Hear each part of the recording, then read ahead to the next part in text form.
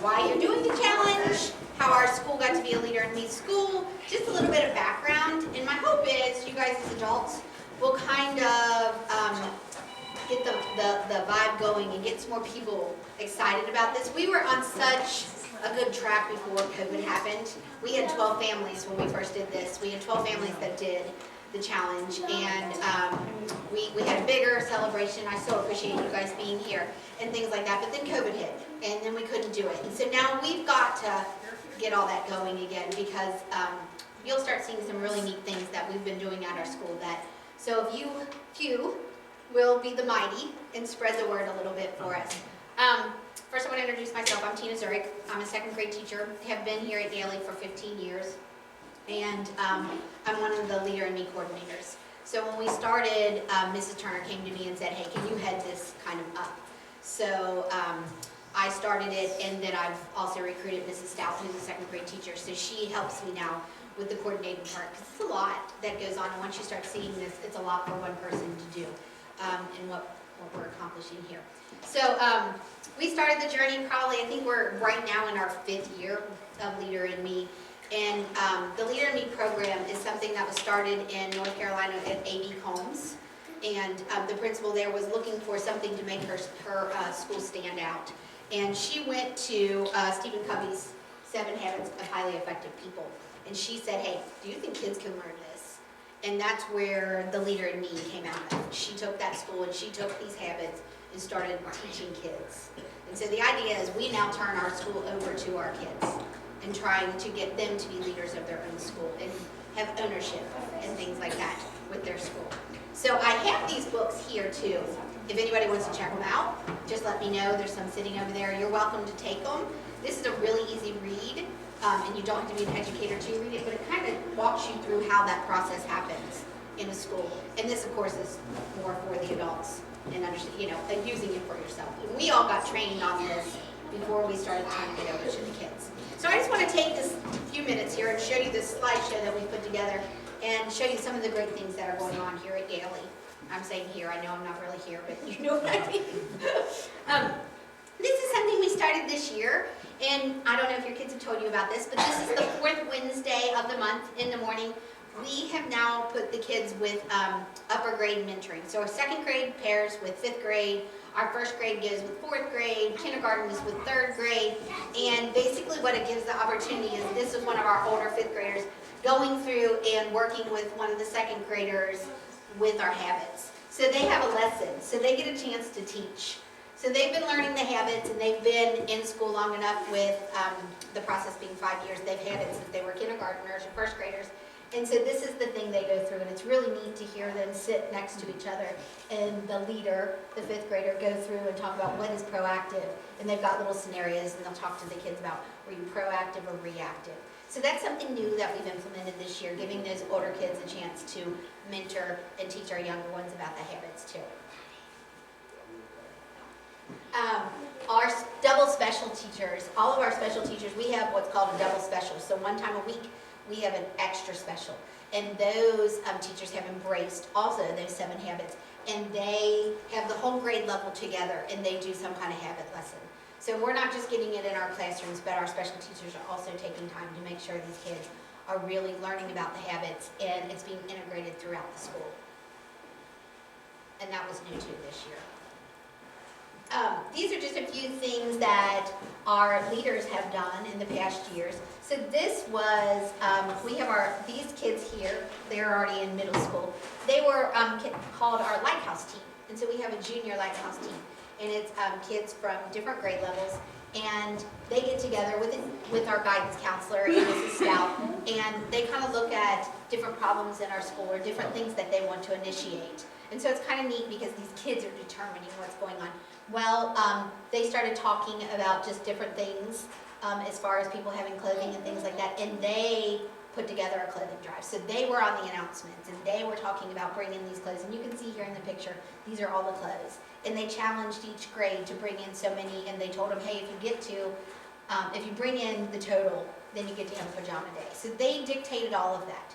A teacher just sat there, and a guidance counselor just sat there and listened to them hash it out, and they did it all. which was really neat. So they ran the whole clothing drive and they did all of it. They came up with the reward. This was something that happened this year with our, the tornadoes that happened. So we had kids, we had people donated money, we had adults go and get blankets, and the kids made blankets to send down to the tornado victims in Kentucky. These are just a few things that go on through our school to just to keep the ideal leader in me going and things like that, and keep kids motivated. I don't know if anybody's received one of these postcards in the mail, but this is just anybody is allowed to. If you see a leader in the school doing something, these papers are, these little postcards are here, and you can just fill it out, take it up to the office, and they'll make sure it gets mailed if you see somebody being a leader. Our paws, and I know you guys are familiar with this, the kids come home and say they flipped off the chart. And then they have once a month, Mr. Rice will pick a golden ticket, and whoever gets picked out of the grade level gets a candy bar for showing calls. And then these, once a month, we have each grade level is in charge of going out and decorating the sidewalk with things like these were the very beginning, be a leader today, we're happy you're here. So it depends, every month we're doing a different habit. Habit 1 was in September, being proactive. Right now we're in habit 5, seek first to understand, then to be understood. So right now we can't ride it because of the snow, obviously, but those are things that would have been out there on the sidewalk and things like that. So those are just some different things that we're trying to motivate kids to be leaders. We've always had our huddles. I don't know if your kids have told you about that, but the huddles, the kids run these. You can see them right here. Here's our little Bobcat mascot, but these kids are reading. They've got the paper there. We just give them the paper, and they're reading kids that have been highlighted for doing the different habits and what their reason is for getting that a reward for like habit 1, being proactive. They run. Here is our Bobcat Flag.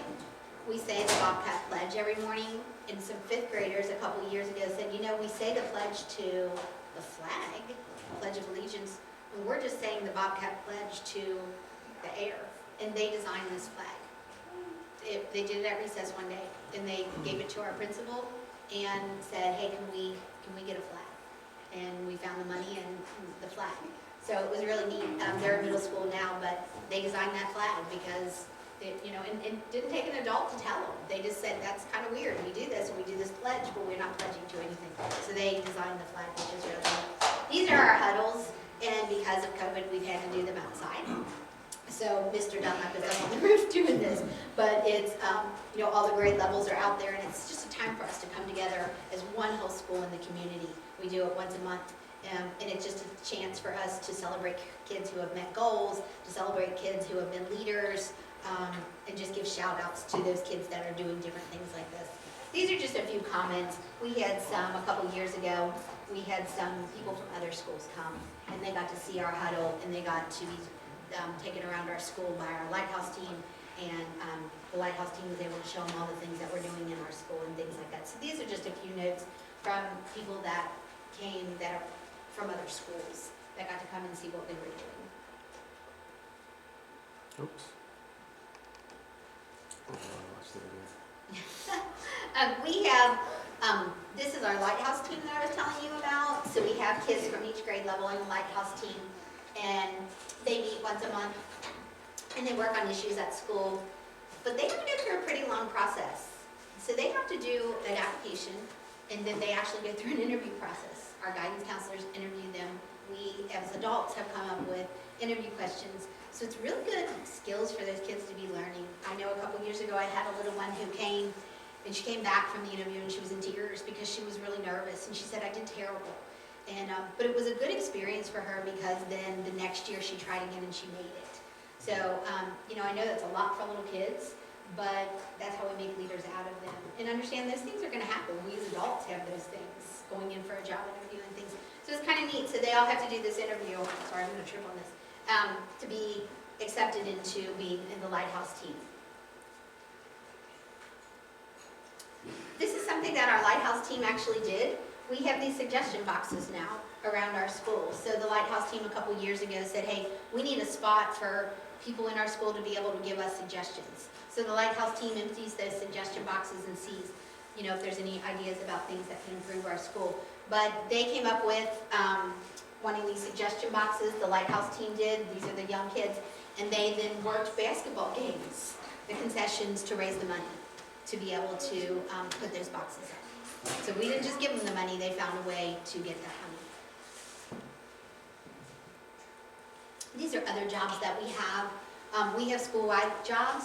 Kids also apply for these different jobs, and they change in December, so we had them from the beginning of the year to December. And Brooklyn was a job. You were a greeter, weren't you? So one of her jobs, she met kids off the bus and told them good morning. So that was a school-wide job. So she went out and she said good morning. We have all kinds of jobs. We have pledge leaders, so they get on the announcements and they do the pledge in the mornings. So they get on there and they just do it. The person up in the front office, she turns it on for them, and they do the pledge and they do the Bobcat pledge. So we have a lot of different jobs. We have people who take care of our flag. We have kids that walk around and they take care of all our recycling. There's not an adult with them. They have a bigger garbage can than that, that's on wheels. They come down, they dump the recycle, and they take it to the spot where they collect all of it. So they're in charge of all of that, and they do it in the morning, and they know when they're supposed to do it, and they get back to class and get all their stuff done. So we're really teaching them to take on some responsibility. These are all of our huddle leaders, like you just saw, the kids that are reading, the Bobcat, people that are doing the pledge and things like that, and they have to apply for that job also. These are just a few of those jobs I was telling you about. So here's our recycle. We've got a library job where she goes into the library, and these are baskets that she takes to the different grade levels when you have library that day. And then so her responsibility is to drop those things off. This one is a preschool helper. So we have kids that go down in the morning and help those preschoolers get unpacked and get ready for their day. We also have kindergarten and preschool dismissal. So we've got the 4th and 5th graders who go to that classroom at the end of the day and are responsible for making sure those kids get down to car riding and things like that. So no teacher's taking care of that. You've got your kids taking care of that. That's just another picture of recycle. So now it's a little bit you guys get to share with me. I've got 2 families that completed the challenge. So I've got a family over here and I've got a family here. So what I would love for you guys to do, if I can split you guys up just a little bit, if you wouldn't mind, so I would like you guys, since you've done it, would you mind sharing with my group here that hasn't done it? And if one of my families will go over here, if you guys don't mind sharing, just so they kind of know a little bit about what they're going to be looking forward to. So one of the things I want you to talk to them about is thinking about one activity that you tried as a family from quadrant 2.